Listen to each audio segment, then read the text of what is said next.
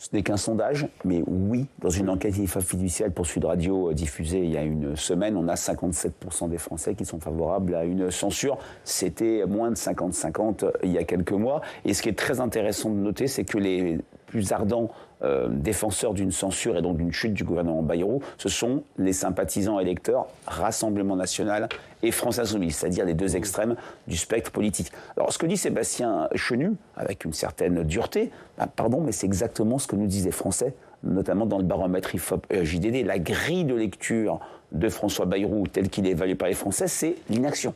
C'est il ne se passe rien. C'est qu'est-ce qu'il a fait depuis un an pour les Français. Est-ce qu'il a respecté la promesse du politique qui est en échange de mon vote, moi, politique, je m'engage à résoudre des problèmes, à améliorer la situation, pour reprendre le célèbre slogan ou antienne mitterrandienne des années 70, changer la vie. Et c'est vrai que Arnaud l'a très bien dit, c'est le péché originel, c'est cette chambre introuvable.